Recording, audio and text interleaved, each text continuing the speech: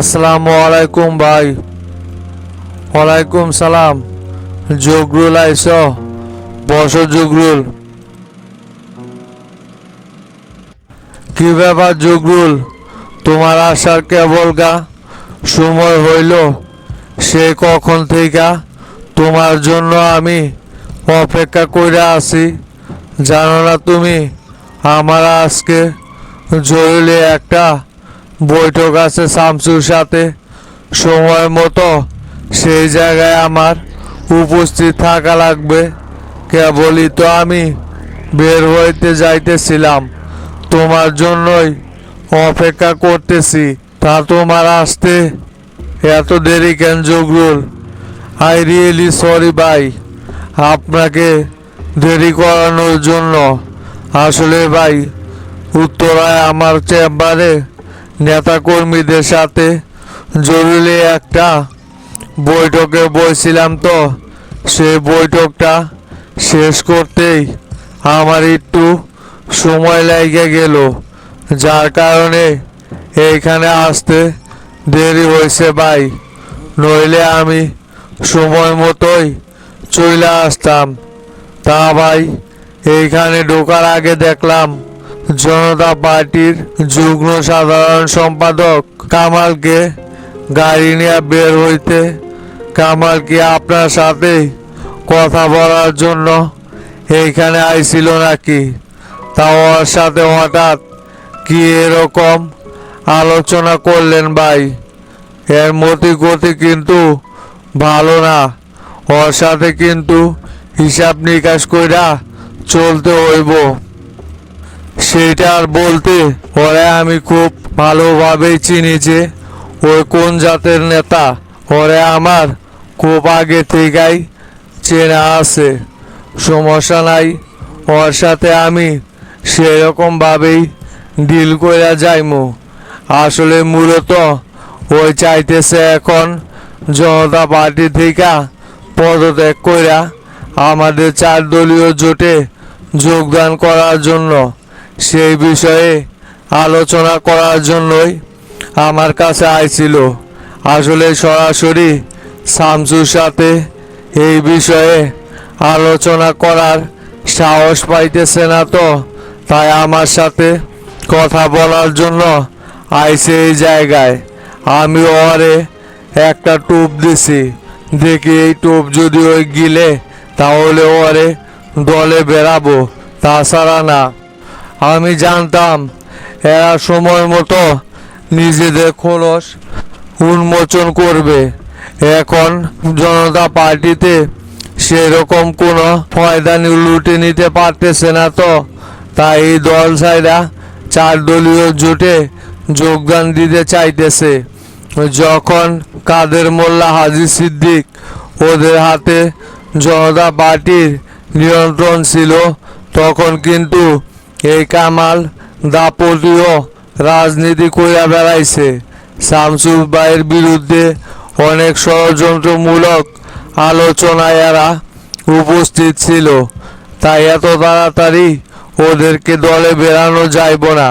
তা ওরে আপনি কি এমন টোপ দিছেন যে টোপ গিললে ওরে আমাদের দলে বেড়াতে আপনি নিজেও রাজি আছেন? সেটা তো আমি ভালোভাবেই জানি। ওরা যে শামসুর বিরুদ্ধে কি পরিমাণ ষড়যন্ত্র করছে সেটা সকলেরই জানা আছে। সেই জন্যই তো ওরে আমি সরাসরি দলে যোগদান করাইতাছি না। ওরে আগে পরীক্ষা নিরীক্ষা কইরা তারপর শামসুর সাথে ওর বিষয়ে আলোচনা কইরা তারপর ওরে দলে যোগদান করাইমু। আপাতত ওরে দিয়া জনতা পার্টির ভিতরের সব খবর নেওয়ার চেষ্টা করতেছি। ওরা আমারে কথা দিয়ে গেছে যে জনতা পার্টির ভিতরে যত খবর আছে সব আমাদের কাছে সময় মতো পৌঁছাই দিব। দেখি ওই কাজটা যদি সঠিকভাবে করে তাহলে ওরে বিশ্বাস করে দলে নিব। যদি এরকম কোনো তথ্য আমাদের কাছে সঠিকভাবে দিতে পারে তাহলে ওরে দলে নেওয়া যায় ভাই। তাছাড়া ওরে কিন্তু দলে বেরানো আর দুধ কলা দিয়ে সাপ পোষা একই কথা। ওরে আগে ভালোভাবে আপনি যাচাই বাছাই কইরা দেখেন, তারপর সিদ্ধান্ত নিয়েন ওরে কি করা যায়। তা ভাই, শামসুর সাথে বৈঠকে কখন বসবেন? আমি তো এদিকে আসতে একটু লেটি করে ফেলাইলাম, তাই এখনই কি শামসু ভাইয়ের সাথে আলোচনা করতে বের হইবেন নাকি? যদি তাই করেন তাহলে এইখানে আর দেরি করার কি দরকার? চলেন সরাসরি শামসু ভাইয়ের চেম্বারে যায়া আলোচনা শুরু কইরা দেই, হয়তোবা সকলে চলে আইছে। হ শামসুর সাথে আজকে গুরুত্বপূর্ণ বিষয় নিয়ে আলোচনা করতে হইব। আগামীকালকে থেকেই আমরা উত্তরবঙ্গ সফরে বের হইব। আজকে আমাদের দলের চূড়ান্ত একটা বৈঠক করে নিতে হইব। হাতে তো আর সময় বেশি নাই। কে কে এই সফর সঙ্গী হইব সেই বিষয়ে আজকে দলের সকল নেতাকর্মীদের সাথে আলোচনায় বসবো। আমাদের জোটে যারা যারা আছে সবাইকেই শামসু ডাকছে আজকে আলোচনা করার জন্য। দেখি সেইখানে যায়া কে কে উত্তরবঙ্গ সফরে যাইতেছে সেই বিষয়ে চূড়ান্ত একটা সিদ্ধান্ত নিতে হইব। আর তুমিও আমাদের সকল নেতাকর্মীদেরকে বইলা দিবা ওরা যেন প্রত্যেকটা জায়গায় অ্যাক্টিভ থাকে। ওইটা ভাই অনেক আগে আমি বইলা দিয়েছি। প্রত্যেকটা জেলা সদরের সভাপতি সেক্রেটারিকে অনলাইনের মাধ্যমে আমি জানায় রাখছি যে শামসু ভাই যে সময় যে জায়গায় উপস্থিত হইব সকলেই সেইখানে নেতাকর্মী নিয়ে যায় তাদেরকে স্বাগতম জানাইবা। ওইটা নিয়ে আপনার চিন্তা করা লাগবে না। ওরা সময় মতো সব জায়গায় সব কিছু একেবারে ঠিকঠাক মতোই গোছায় নিবনি। দুর্জয় সাহেব, আগামীকালকে থেকেই কিন্তু শামসু উত্তরবঙ্গ সফরে বের হইতেছে, সেটা তো আপনারা সকলেই খুব ভালোভাবেই জানেন। তা আপনার গোয়েন্দা টিম কি প্রস্তুত আছে শামসুকে নিরাপত্তা দেওয়ার জন্য? এবার কিন্তু আগের চাইতেও আরও কঠিনভাবে শামসুকে নিরাপত্তা দিতে হইব। যত দিন যাইতেছে ততই কিন্তু শামসু একেবারে বেপরোয়া হয়ে যাইতেছে। শামসুর যে রকম জনপ্রিয়তা দিন দিন বেড়ে যাচ্ছে, তাতে করে কিন্তু শামসুর উপর হামলা হওয়ার সম্ভাবনাও ততটা বেশি তীব্র হয়ে যাইতেছে। তাই আমাদেরকে কিন্তু আগের চাইতেও আরও বেশি অ্যালার্ট থাকতে হইব। হ্যাঁ স্যার, আমি আমার গোয়েন্দা টিমকে সম্পূর্ণভাবে রেডি করে রাখছি। ওরা আগামীকালকে থেকেই মাঠে নাইমা পড়ব। আর কিছু এক শ্রেণীর গোয়েন্দা টিম ওরা আজকে থেকেই শামসু স্যারের প্রত্যেকটা জনসভা স্থানেই সিভিল ড্রেসে ঘোরাফেরা করতেছে। ওইখানে সন্দেহভাজন কাউকে পেলেই সাথে সাথে ওরা তার বিরুদ্ধে অ্যাকশন নেবে। আর একটা টিম তো আগামীকালকে থেকেই শামসু স্যারের পিছনে একেবারে আঠার মতো লেগে থাকবে। আর বিশেষ করে আমিও শামসু স্যারের এই নিরাপত্তায় মাঠে নামার সিদ্ধান্ত নিয়েছি।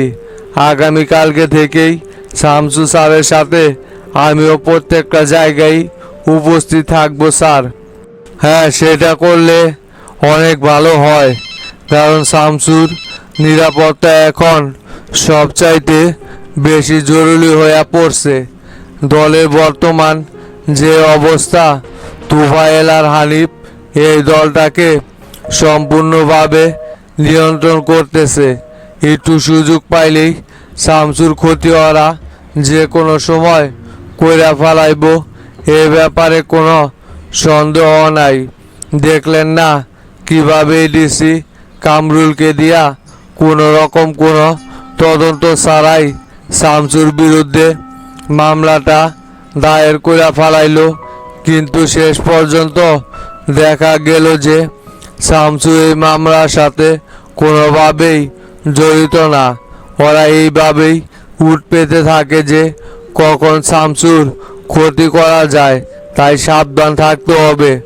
কুকুর তো স্যার সব সময় ঘেউ ঘেউ করবেই, তাই বলে আমরা থাকতে কি আর শামসু স্যারের বিন্দু পরিমাণ কোনো ক্ষয়ক্ষতি হতে দিব বইলা আপনার মনে হয়? আপনি কোনো রকম টেনশন করেন না। আমি যতদিন শামসু স্যারের নিরাপত্তার দায়িত্বে আছি ততদিন পর্যন্ত কাউকেই শামসু স্যারের ধারে কাছে ঘেঁষতে দেব না। এ ব্যাপারে আপনি নিশ্চিত থাকেন। শামসু স্যারকে এগিয়ে নিয়ে যেতে যা যা করণীয় সব কিছু করব। যতদিন এই পোশাক গায়ে আছে ততদিন আমি শামসু স্যারের জন্যই কাজ করে যাব। এতে করে আমার যা হবার হবে সেই বিষয় নিয়ে আমি বিন্দু পরিমাণ কোনো চিন্তা করি না স্যার, এটা সব সময় মনে রাখবেন। হ্যাঁ, সেটা তো আমি খুব ভালোভাবেই জানি। তোমরা আসো বলেই তো শামসুকে এতটা আমি ট্যাকেল করতে পারতেছি। তা না হলে আমার একার পক্ষে তো কোনোভাবেই শামসুকে এইরকমভাবে নিরাপত্তা দেওয়া সম্ভব হইতো না। আর সেলিম স্যারও তোমার উপর খুবই ভরসা করে, আর বিশেষ করে শামসু তো নিজেই তোমাকে এই দায়িত্বে নিযুক্ত করছে। যাই হোক, এখন আমাদের সবচাইতে বড় কথা হচ্ছে শামসুর নিরাপত্তা নিয়ে। যেভাবে হোক এটা আমাদের সব সময় নিশ্চিত করতে হইব। তুমি এখন যাও, তাহলে গিয়ে তোমার টিম গুছাতে থাকো। আগামীকালকে থেকেই মাঠে নামতে হবে আমাদের সকলকে বইলা দিও। এটা কি হলো তোফায়েল? তোমাদেরকে আমি বারবার কইরা সচেতন করলাম যে শামসুর বিরুদ্ধে প্রমাণ ছাড়া যেন কোনো কিছু না করা হয়। শেষ পর্যন্ত দেখলা তো কি হলো। আমি জানতাম যে শামসু যদি এই ঘটনার সাথে জড়িত না থাকে তাহলে কোনোভাবেই শামসুকে আমরা আটকাতে পারবো না। আমার সেই সন্দেহটাই ঠিক হইল। এখন প্রশাসনের এবং মিডিয়ার সামনে মুখ দেখাবো কি করে? তখন তো খুব বড় বড় কথা বলছিলা যে এ ঘটনায় শামসুকে তোমরা 100% ফাঁসায় ছাড়বা। কি হলো? সবার মুখে চুনকালি মাইখা ঠিকই তো শামসু নিজেকে একেবারে নির্দোষ হিসাবে প্রমাণ করে গেল। লিডার, কি আর বলবো, সকল সাক্ষ্য প্রমাণ তো শামসুর বিরুদ্ধেই গিয়েছিল। কিন্তু এইখানে যে তোফায়েল এই ঘটনাটা ঘটায় রাখছে সেটা তো কোনোভাবেই আমরা ধারণাই করতে পারি নাই। তোফায়েলের সাথে তো শামসুর সেই রকম কোনো শত্রুতাও ছিল না। কি কারণে ওই যে এত বড় একটা ঘটনা ঘটায় রাখছে সেটা আমরা কিভাবে বুঝবো লিডার? এই তোফায়েলের জন্যই সব কিছু একেবারে বেস্তে গেল। যদি তোফায়েল আর একটা দিন পর ধরা পড়তো তাহলে এই শামসুর একেবারে খেলাটা এখানেই আমরা শেষ করে দিতে পারতাম। শুধুমাত্র তোফায়েলের জন্যই সব কিছু এভাবে নষ্ট হয়েছে লিডার। তোমাদেরকে আরো সতর্ক হওয়া ছিল। এটা শামসু, কথাটা তোমাদের মনে রাখা উচিত ছিল। কিন্তু তোমরা অতি উৎসাহী আবেগ প্রকাশ করিয়া শামসুর বিরুদ্ধে কোনো কিছু যাচাই বাছাই না করিয়াই এই ঘটনাটা ঘটাইছ। সেই জন্যই এই পরিস্থিতি তৈরি হয়েছে। সামনে যে শামসু কি করবে এখন সেটা নিয়েই চিন্তা করতেছি। তোফায়েল, এখন ওঠো তো দেখি, একটা জায়গায় তোমাকে নিয়ে যাব। বুঝলি রে শামসু, এই ডিসি কামরুলকে যদি আমাদের হাতে রাখতে পারি তাহলে মনে করলি প্রশাসনের ভিতরে আর আমাদের কোনো ঝামেলাই থাকতেছে না। এই এডিসি কামরুলই বর্তমানে আমাদের পক্ষে ঝামেলা হইয়া দাঁড়াইছিল। ওরে দিয়াই সমস্ত কাজ তুফাইল আর হানিফ করাই নিত। এখন ওরে যদি গোপনে আমাদের হাতে রাখতে পারি তাহলে ভিতরের অনেক খবরই বের করা যাইব। এডিসি কামরুলকে এমনভাবে ব্যবহার করব যে যাতে কইরা তোফায়েল বা হানিফ কোনো কিছুই বুঝতে না পারে। ওর মাধ্যমেই ওদের গোপন পরিকল্পনাও জানা যাইব আমাদের। আগে এত ফাল পাওয়া যাইব না গুরু। এডিসি কামরুলকে এত সহজেই বিশ্বাস করা যাইব না। এই সারার বুথ তলে তলে আবার আমাদের বিরুদ্ধেই কাজ করতে পারে। কিন্তু এখন ওই মামলার ভয়ে হয়তোবা আমাদের সঙ্গে থাকার জন্য পরিকল্পনা করতেছে। ওরে দিয়া বিন্দু পরিমাণ কোনো বিশ্বাস নাই। ওই আবার সময় মতো ঠিকই দেখবেন ওই ওদের হইয়াই কাজ করা যাইব। এরা তো হচ্ছে দুমুখো সাপ। এদেরকে এত সহজেই কিভাবে বিশ্বাস করি দেখি না আগে ওর বাপ ভঙ্গিটা কি করে। ওই না না শামসু, কামরুলের কথাবার্তা শুনা বোঝা গেল যে ওই সত্যি ভয়ে আছে। তুই যে ওর বিরুদ্ধে মামলাটা করছস, মনে হয় হয়তো বা সেলিম আর না হয় সম্রাট, ওরা দুইজনের কেউ ওরে হয়তো কঠিনভাবে কোনো না কোনো ভয় দেখাইছে। আর সেই ভয় পাইয়াই ওই লেজ গুটাইয়া তোর কাছে চলে আইছে। ওই খুব ভালোভাবেই বুঝতে পারছে যে ওর আর এখন তুই ছাড়া আর কেউ এই বিপদ থেকে উদ্ধার করতে পারবে না। আসলেই তুফাইল হানিফ ওরা তো স্বার্থলোভী লোক। আগের থেকেই নিজেদের স্বার্থের বাইরে বিন্দু পরিমাণ ওরা কোনো কাজই করবে না। শুধু একবার যদি তরিকুলের মুখ দিয়া ওদের দুইজনের কারো কথা স্বীকার করাইতে পারতাম তাহলে খেলাটা তো এইখানেই শেষ দিয়ে দিতাম। কপাল ভালো যে ওদের নামটা ওর কাছ থেকে একবারের জন্য বের করতে পারি নাই। আর গুরু, যে জন্য আপনার কাছে আসা সেইটা তো বলাই হইল না। আসলে গুরু, কিছুক্ষণ আগে আমার সাথে নাগরিক পার্টির বর্তমান সভাপতি খায়রুল বাশার আমার কাছে একটা প্রস্তাব নিয়ে আইছিল যে ওরা এখন আমাদের সাথে জোটবদ্ধ হইয়া কাজ করতে চায়।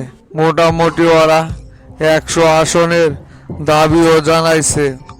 যদি ওরা তরিকুলকে মাইনাস কইরা আমাদের সাথে জোটে আসতে চায় তাহলে ওদেরকে জোটে নেওয়া যায়। তাতে করে আমাদের আরও লাভই হইব। কারণ শেষ ধাপ হিসাবে ওদেরকে যদি আমাদের জোট সঙ্গী হিসাবে গ্রহণ করি তাহলে আমাদের এই আন্দোলন আরও তীব্র হয়ে যাইব। জনতা পার্টি কোনোভাবেই এই আন্দোলনের মোকাবেলা করতে পারবে না।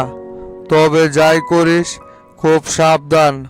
ওদেরকে কিন্তু একেবারে বিশ্বাস করা যাইব না। যে কোনো সময় ওরা পল্টি নিতেই পারে। তাই ওদের সাথে কাজ করতে হইলে সাবধানে করতে হইব।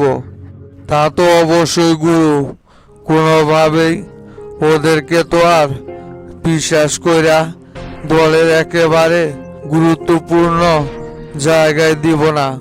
তবে ওরাও খুব ভালোভাবেই বুঝে গেছে যে এখন এই শামসুর দলের সাথে যোগদান দিয়ে রাজনীতি করা ছাড়া ওদের সামনে আর কোনো রাস্তাই খোলা নাই। তরিকুল যে অপরাধটা করছে, এতে করে ওর আর দলের ভিতরে জায়গা পাওয়ার কোনো রকম কোনো সম্ভাবনাও নাই। আর ওরা যদি এককভাবে নির্বাচন করতে চায়, সেটাও কোনোভাবেই করতে পারবে না ওরা। কারণ ওদের দলের যে বদনাম হয়ে গেছে, সেটা গোছাইতে অনেকটাই সময় লেগে যাইব। ঠিক আছে শামসু, ওদেরকে এবার জোটে নেওয়াই যায়, তাতে কোনো সমস্যা নাই। ওদেরকে জোটে নিয়া সংবাদ সম্মেলন কইরা দেশবাসীকে জানিয়ে দে। তবে শামসু, ওরা যে 100 আসনের দাবি করছে তোর কাছে, এটা কিন্তু একেবারেই অযৌক্তিক।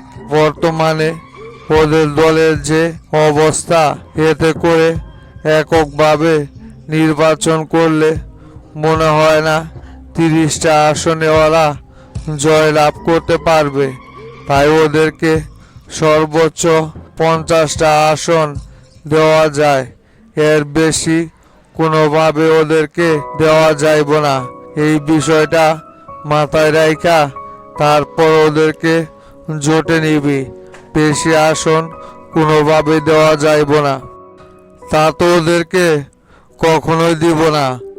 ওরা যে এতগুলো আসনে জয়লাভ করতে পারবে না, সেটা আমি ভালো করে জানি। ওদের গুরুত্বপূর্ণ যে কয়টা আসন আছে, সেইগুলো ওদেরকে দেওয়া হইব। এতে করে যদি ওরা আমাদের সঙ্গে জোটে থাকে তাহলে থাকবে, আর তা না হলে জোটে না থাকায় আমাদের কোনো কিছু যায় আসে না। দেখি আমি এই বিষয়টা নিয়ে বশির ভাইয়ের সাথে আলোচনা কইরা তারপর ওদেরকে চূড়ান্ত সিদ্ধান্ত জানাবো বইলা দিছি। দেখি বশির ভাই কি বলে। আজকে বিকেলেই শেষ বৈঠকটা সকলকে নিয়েই করতে চাইতেছি গুরু। সকলের সাথে আলোচনা করে দেখ ওরা কি বলে। একা একা কোনো সিদ্ধান্ত নিতে যাস না, এতে করে অন্যান্যরাও নিজেদেরকে ছোট মনে করব। আমাদের সাথে যারাই জোট সঙ্গী হিসাবে রয়েছে বর্তমানে, তারা প্রত্যেকেই কিন্তু দেশপ্রেমী এবং জনদরদী রাজনীতিবিদ। তাই ওদেরকেও সব সময় মূল্যায়ন করাই দল পরিচালনা করবি। এতে করে তোর ভিতরেও কোনো রকমের অহংকারের কোনো ছাপই যেন ফুটে না ওঠে। কালকে থেকেই তো সফরে যাচ্ছিস। সফরে যাওয়ার আগে সেলিম এবং সম্রাটের সাথেও বসিস, যাতে করে নিরাপত্তাটাও নিশ্চিত হয়। সকলকে দলে নিছি একা একা সিদ্ধান্ত নেওয়ার জন্য নাকি? সবার সাথে বুঝ পরামর্শ কইরাই যে কোনো সিদ্ধান্ত নিব গুরু। এ ব্যাপারে আপনি কোনো চিন্তা করেন না। আমি শামসু, আমার সাথে যে মিলা চলে, আমি তারে সব সময় সর্বোচ্চ পায়রুটি দিয়া রাখি। আর আমার সাথে যে মিলে চলে না, তার বিরুদ্ধে আমি সব সময় সক্রিয়ভাবে কাজ করে যাই। এটাই শামসুর নীতি। আর সেলিম ভাই সাথে আজকে বিকেলেও বসার কথা আছে। প্রেসিডেন্ট নাকি ওদের সকলকে ডাকছে, সেইখানে বৈঠক শেষ হইলে পরে আমার সাথে বসতে চাইছে সেলিম ভাই। এখন তাহলে উঠি আমি গুরু, পরে আপনার সাথে কথা বলবো নি।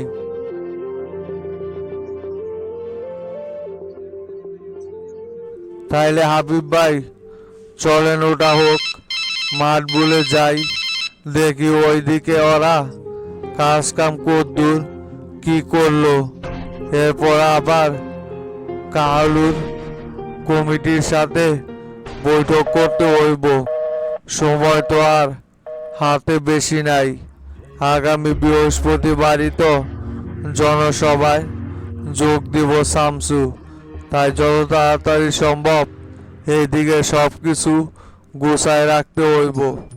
মাস্টার, তা তো অবশ্যই। শামসু আসার আগেই সব কিছু একেবারে গুছিয়ে গাছিয়ে নিব। তাই এইদিকে সারার বেটা তোতার কোনো তো অগ্রগতি দেখতেছি না। জেল থেকে বের হয়ে আসার পর ওর তো কোনো খোঁজ খবরই নাই। কত কাম এইদিকে পইরা আছে, যে জন্য তোতারে তাড়াতাড়ি বের করে নিয়ে আসলাম, যে ও আসলে ওরে সাথে নিয়ে কাজ কামগুলো গুছিয়ে ফেলবো। তাতে করে তোমার আর আমারও ঝামেলাগুলো একটু কুইমা আসবো। কিন্তু ওরে দেখা তো সেই রকম কোনো কিছুই মনে হইতেছে না। হয়তো নিশ্চিন্তে দেখি গায়ে হাওয়া লাগাইয়া ঘুরা বেড়াইতেছে। এরকম ঢিলা হইলে হইব? সবে মাত্র এতদিন পর জেল থেকে বের হয়ে আসলো, তো সেই জন্যই মনে হয় একটু ঢিলা ডালামি শুরু করে দিছে। সমস্যা নাই, 2-4 দিন যাক, এমনিতেই তো তা আগের মতো একটি বয়া যাইব। ওর উপর দিয়া তো কুম ঝড় গেল না। টানা 1.5 মাস জেল খাইটা তারপর বের হয়ে আসলো। তোতা অনেক কাজের আছে। ওরে ফোন দেন না কেন? ফোন দিয়া তাড়াতাড়ি স্কুল মাঠে চলে আসতে বলেন। ওইখানেই ওর সাথে আলোচনা করবনি। এই জায়গায় তো আর সময় নষ্ট করার সময় হাতে নাই। তোতারে দিয়াও অনেক কয়টা কাজ করানোর বাকি আছে। তোতা আসলে ওরে সব কিছু বোঝাই দিতে হইব। আসসালামু আলাইকুম মাস্টার ভাই। ওয়ালাইকুম সালাম। তোতা আইসিস নাকি রে? বসে তোতা। কিরে তোতা, খবর কি তোর? তুই কোনটি থাকিস? তোর দেখা পাওয়া তো এখন মুশকিল হয়ে দাঁড়াইছে দেখা যায়। জেল থেকে বের হয়ে আসার পর কয়দিন তুই পার্টি অফিসে উপস্থিত থাকছস। এই জন্য কি তোরে এত তাড়াহুড়া কইরা বের করে নিয়ে আসলাম। আগামী বৃহস্পতিবার বগুড়াতে শামসুর জনসভা, সেই বিষয় কি তোর মাথায় আছে রে? এইদিকে কত কাজ পইরা আছে। এই কয়েকদিনের ভিতরেই সব কিছু একেবারে গুছায় ফেলাইতে হইব আমাদের। শামসু আইসা যদি দেখতে পায় যে আমরা কোনো কিছুই করতে পারি নাই, তাহলে শামসু আমাদের সাথে কি করবে সেইটা একবার চিন্তা ভাবনা কইরা দেখছস? দূর, আপনারা এত টেনশন করতেছেন কেন? বগুড়ায় শামসু ভাইয়ের জনসভার খবর যখন ছড়ায় পড়ছে, বৃহস্পতিবার শুধু তাকাইয়া দেখেন এই জায়গায় কি ঘটে। বগুড়ার জনগণ এমনিতেই শামসু ভাইয়ের প্রোগ্রামে দেখবেন হাজির হয়ে যাইব। কাউকে আর ডাইকা নিয়ে আসা লাগবে না। শামসু ভাইয়ের এবারের জনসভায় এই পরিমাণ লোক হইব যে সেটা দেখেন ইতিহাস ব্রেক করে নাকি। আমি তো ধারণা করতেছি যে ওই কলেজ মাঠে লোকজনের জায়গা হইবই নাকি শামসু ভাইয়ের জনসভা বইলা কথা। আপনারা কেউ এত চাপ নিয়েন না তো, সবাই রিল্যাক্সে থাকেন। এতটাও আবার নিশ্চিন্তে থাকা যাইব না রে তোতা। ওইদিকে আবার আফজাল মাস্টার আর ওদের গুরুত্ব আছেই। ওরা প্রতিনিয়ত চাইতেছে যে এই জনসভা কিভাবে বানচাল করা যায়। শামসুর সামনে আমাদেরকে কিন্তু অপমান করার সর্বোচ্চ চেষ্টা ওরা চালায়া যাইব। ওরা সব সময় চাইব যে এই জনসভা যেন কোনো না কোনোভাবে বানচাল করা যায়। ওদেরকে সেই সুযোগ আমাদের কোনোভাবেই দেওয়া যাইব না। আমাদেরকে শক্ত অবস্থান ধরে রাখতে হইব তোতা, কোনোভাবেই নরম হওয়া যাইব না। তাহলে ওরা কিন্তু সুযোগ পায়া আমাদের সাথে ঝামেলা করতে পারে। দূরও বাদ দেন তো আপনি আফজাল মাস্টার আর স্বপন মোল্লার কথা। স্বয়ং শফিকও যদি এখন জেল থেকে বের হয়ে আসে না, তারপরেও আমাদের এই জনসভায় ওরা বিন্দু পরিমাণ কোনো প্রভাবই ফেলতে পারবে না। এরা তো ফু দেওয়ার আগেই উইরা চলে যাইব। আপনারা কেন যে হুদাই চাপগুলো নিতেছেন সেটাই আমি বুঝতে পারতেছি না। এই সব দায়িত্ব আমার উপর সাইরা দেন তো, দেখিয়ে কি হয়েছে এইখানে, ওরা কিভাবে কি করে সেটা আমি তো তাও দেখে নিমো। আমি এখন আর হাজতখানায় বন্দি নাই। এখন দেখি কোন বেটা আছে যে বগুড়া শহরে আমাদের সামনে আইসা দাঁড়ায়। যে দাপট দেখাইতাছিস রে তোতা, শেষ পর্যন্ত জানো এই দাপটই তোদের ধইরা থাকতে পারিস। সেইভাবেই কাজ কইরা যা। দ্বিতীয় আর যাতে কোনো ঝামেলা না হয় সেই দিকে লক্ষ্য রাখবি তুই। তোর উপর কিন্তু সব চাইতে বেশি দায়িত্ব থাকবে তোতা। তুই এই পুরো জনসভাটা একেবারে শুরু থেকে শেষ পর্যন্ত সুন্দরভাবে পরিচালনা করে যাইবি। বাইর থেকে যত নেতা কর্মী ভিতরে আসবে সকলের দায়িত্ব কিন্তু তোর উপর থাকবে। আমি আর হাবিব ভাই এত কিছু কিন্তু মেনটেন করতে পারবো না। এখন উঠে কলেজ মাঠে যাইতে হইব প্যান্ডেল দেখার জন্য।